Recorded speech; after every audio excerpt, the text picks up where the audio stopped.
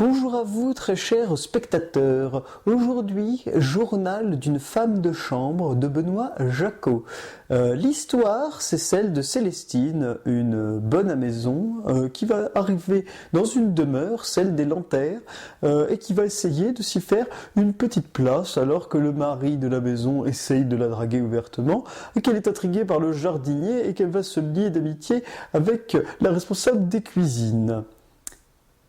Et voilà, donc une réadaptation du roman de Octave Mirabeau par Benoît Jacot, cinéaste français très réputé, notamment dernièrement pour Les Adieux à la Reine, qui a reçu beaucoup de nominations au César, mais qui est reparti surtout avec les costumes. Qu'est-ce qui lui est passé par la tête à Benoît Jacot de vouloir réadapter Journal d'une femme de chambre ? Parce que Journal d'une femme de chambre, pour ceux qui connaissent bien, a déjà été adapté au cinéma par Louise Buñuel avec Jeanne Moreau dans le rôle principal. Et pour le coup, c'était vraiment bien. Et là, on est à des années-lumière. Il n'y a même pas de comparaison possible entre le film de Buñuel et le film de Jacot. Très clairement, on est déjà dans deux styles totalement différents. Et surtout, Jacot a littéralement planté son film. On ne sait pas qu'est-ce qu'il a voulu raconter avec ce long métrage. Très clairement. Il y a des idées, il y a une certaine envie, mais alors là, mais il est drogué, quoi. C'est pas possible. On le reconnaît pas du tout du début à la fin, que ce soit dans l'écriture ou dans la mise en scène. Pour ceux qui ont vu, l'année dernière, il a sorti 3 cœurs. Un film romantique qui jouait très bien avec le triangle amoureux et qui pour le coup était vraiment élégant et vraiment subtil, qui avait limite une tête de thriller tellement il était bien fait. Et Jacot avait vraiment réussi son coup. Même Les Adieux à la Reine étaient bien faits. Et là, mais tout est loupé dans le Journal d'une femme de chambre. C'est impressionnant. Si on levait rapidement le scénario écrit par Jacot et Hélène Zimmer, c'est long. C'est long, c'est pas dynamique, il n'y a aucune attention prêtée à la construction des personnages, il y a des retournements de situation qui littéralement sortent de nulle part. La seule chose qui fonctionne à peu près bien, c'est la création du personnage de Joseph et de Célestine. Célestine étant intrigante dès le début par son côté « je suis une mondaine, mais j'ai quand même envie de découvrir la province », et Joseph étant passionnant dans l'idée où il va quasiment pas parler de tout le film, et au résultat, ça développe une certaine intrigue, une certaine attention autour du personnage. Enfin voilà, on a une attention qui se développe autour de lui. Mais alors là, le reste du temps, on ne sait pas quoi faire. On ne sait littéralement pas quoi penser de ce film. Les flashbacks apportent pas grand-chose sur la compréhension du personnage de Célestine, et c'est presque des mini-histoires dans la grande histoire, notamment l'histoire avec une résidence dans laquelle a vécu Célestine en bord de mer, où elle s'est occupée d'un jeune garçon, où elle est tombée amoureuse de lui. Une fraction de seconde, ils ont fait l'amour et il est mort. Oui. Mais voilà, le reste du temps, on ne sait pas ce que veut nous raconter le film, on ne sait pas qu'est-ce qu'il essaye de développer, on ne sait pas dans quel intérêt, on ne sait pas dans quelle direction.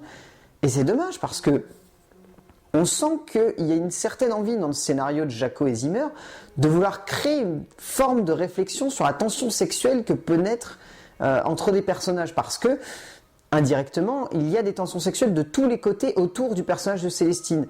Que ce soit dans les histoires qu'elle a passées, que dans les histoires qu'elle va vivre. Le personnage de Joseph étant passionné par Célestine, le mari Lanterre étant passionné et attiré par Célestine, tous les personnages masculins quasiment de ce film sont attirés par cette jeune femme. Et donc on sent qu'il y a une envie de créer une réflexion autour de la sexualité et de la tension sexuelle qui peut naître entre les personnages. Mais au-delà de ça, c'est stérile, quoi. Il n'y a pas grand-chose de développé autour de ça, et ça apporte pas vraiment de dynamisme à la narration, au contraire, qui est totalement plombée. Et voilà, il y a des réflexions aussi, notamment autour de l'antisémitisme par rapport au personnage de Joseph qui est viscéralement les juifs. Mais voilà, il n'y a jamais rien qui est développé, il n'y a jamais rien qui est poussé plus loin que ça. Donc résultat, ça reste stérile, quoi, malheureusement. Au niveau de la réalisation, alors là, comment aborder ça subtilement ? Jacot a complètement foiré sa réal. Il n'y a aucun dynamisme dans ce film. C'est lent, c'est mal foutu, c'est pas élégant, quoi. C'est pas élégant. Pour rappel, il y a 2 ans, il y a un film qui est sorti qui s'appelait Angélique, d'Ariel Zetoun, qui avait un énorme défaut dedans, c'est-à-dire de faire constamment des zooms. Et ben Jaco fait des zooms dans le Journal d'une femme de chambre. Et des zooms vraiment moches, qui n'apportent rien au film, qui apportent aucun dynamisme, et qui auraient pu être faits avec un mouvement de caméra plutôt qu'avec un zoom. On aurait pu avoir une idée que constamment on va avoir une tension qui va se créer par le dynamisme d'une mise en scène qui va se rapprocher des personnages pour capter leurs émotions. Pourquoi Jaco a voulu faire des zooms? Les zooms, c'est l'une des pires choses à faire dans un long métrage quand on fait de la mise en scène. C'est dommage. On aurait aimé voir quelque chose de plus élégant. Et Jaco, là, on a l'impression qu'il a fait ce film trop vite, qu'il a voulu le sortir le plus rapidement possible pour être sûr de coller dans l'air du temps. Et c'est dommage parce que 3 cœurs était vraiment bien pour le coup et il avait pris son temps de le faire. Là, on a senti qu'en 1 an, il avait une petite base, il a voulu faire son film le plus rapidement possible et résultat, on se retrouve avec ça. C'est dommage. Ça aurait mérité d'être plus poussé. Mais bon. Mais oui, voilà, pour rebondir un petit peu, les jeux de lumière sont assez intéressants. Il y a une caméra à l'épaule qui est plutôt dynamique par certains moments, mais c'est constamment plombé par des mauvaises idées de mise en scène et un travail de montage assez exécrable, il faut malheureusement le dire, parce que cette idée de fondu en blanc et de fondu en noir, mais c'est les pires trucs possibles dans un long métrage. Ça plombe le rythme. Et ça apporte rien, ces fondus au blanc sont censés nous rappeler le passé, sauf que généralement quand on utilise la grammaire du cinéma, les fondus en blanc signifient que quelque chose est mort. Ça peut être les souvenirs de Célestine qu'elle essaye d'enterrer, sauf que c'est mal mis en avant et que très peu de gens vont le comprendre. Ou alors dans ce cas-là, il aurait fallu faire un fondu en blanc et un fondu vers l'image suivante. Or, on a un cut. Et on ne sait pas ce que c'est censé nous amener. Et voilà, on est un petit peu perdu de ce point de vue-là, c'est assez dommage.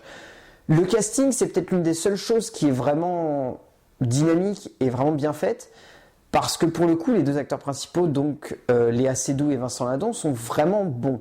Léa Seydoux jouant très très bien la mondaine, il faut bien l'avouer, elle a cet air froid et en même temps cynique, et Jaco a su très bien jouer avec en lui faisant sortir des petites phrases rigolotes de temps en temps, ce qui donne un petit peu la sensation que Jaco a voulu placer un personnage d'aujourd'hui dans un contexte qui ne lui convient pas. Mais voilà, ça ressort pas assez bien à cause du scénario et de la mise en scène, autant ne pas revenir dessus. Il veut vraiment de l'interprétation de Seydoux. Seydoux livre quelque chose de simple, d'élégant, de juste, de drôle, voilà, ça fonctionne bien. Son interprétation marche bien. Et Vincent Lindon est froid, glacial, il joue à la perfection, le mec, on ne sait pas ce qu'il pense, et de ce point de vue-là, ça rend vraiment bien. Mais oui, voilà. Le casting dans l'ensemble est plutôt bien, mais après, ouais, il y a des rôles secondaires qui sont vraiment, vraiment lamentables. Enfin, il y a celle qui campe Madame Lanterre, par exemple, Clotilde Mollet. Oh, elle en fait des caisses, mais à un degré, ça marche pas du tout. Et après, ouais, on a Dominique Raymond qui joue Dame Rose. Il faut qu'elle arrête. Oh, faut qu'elle arrête. Elle joue pas bien. Oh, elle joue pas bien du tout. Elle joue pas bien du tout. C'est vraiment, vraiment dommage. Elle en fait des caisses et c'est vraiment pas bon. Enfin bon, voilà. Donc, Journal d'une femme de chambre, c'est pas un bon film du tout. C'est vraiment dommage parce qu'il y a vraiment tout pour faire un bon film et c'est pas bon du tout. Jaco est vraiment à son plus bas niveau et fait vraiment un film qui n'est pas bon. Et c'est vraiment dommage. C'est vraiment, vraiment dommage. Mais après, voilà, les acteurs sont quand même plutôt bien. Il y avait des idées derrière, mais voilà, c'est trop plombé par un ensemble qui n'est pas du tout cohérent et pas du tout logique. Donc ouais, Journal d'une femme de chambre de Benoît Jacot, c'est pas vraiment le film à voir en ça en ce moment. Pas du tout. A plus!